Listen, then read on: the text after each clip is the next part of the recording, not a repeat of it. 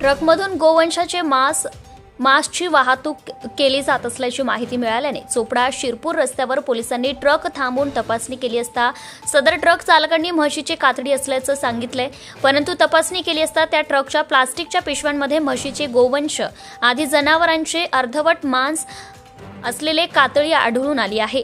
त्यामध्ये काही जनावरांच्या कानाला टॅग लावलेले होते।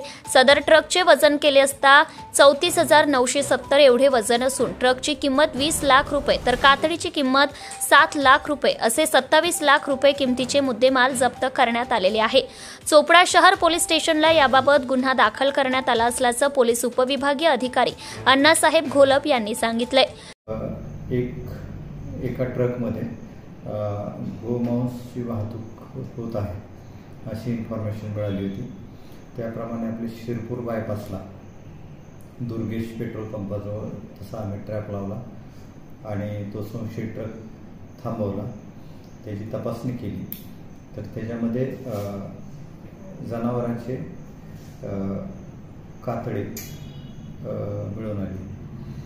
त्याच्याकडे चौकशी केली चालक आणि जे गाडीत लोक होते त्यांच्याकडे, तर त्यांनी असं सांगितलं की विजापूर, कर्नाटक आणि सोलापूर या ठिकाणावरून म्हशीची कातडे आम्ही गोळा करून घेऊन चाललेलो आहे आग्र्यासाठी। परंतु मग थोडं आणखी बारकाईनं पाहिलं तर त्या गाडीमध्ये काही गोवंशाची पण कातडी त्यामध्ये मिळून आली।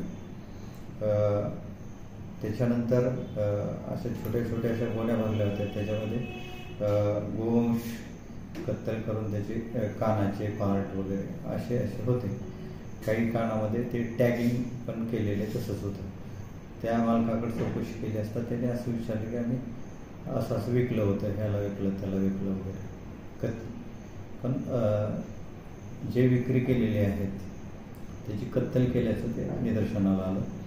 त्यानंतर मग आम्ही आमची सरकारतर्फे फिर्यादी घेऊन चोपडा शहर पोलीस स्टेशनला गुन्हा दाखल केलेला आहे। API तपास करत आहे। नक्की कुठे हे जनावरं कापली गेली, ही कुठे घेऊन चालली होती कातडी, याचा तपास चालू आहे। साधारण मुद्देमालाने ट्रक किती अमाऊंट आहे सर? ट्रकची किंमत 20 लाख रुपये आहे आणि जी कातडी आहे ती साधारण 7 लाख रुपये किमतीची आहे। लोकनायक न्यूज करिता प्रतिनिधी विनायक पाटील, चोपडा, जिल्हा जळगाव। लोकनायक न्यूज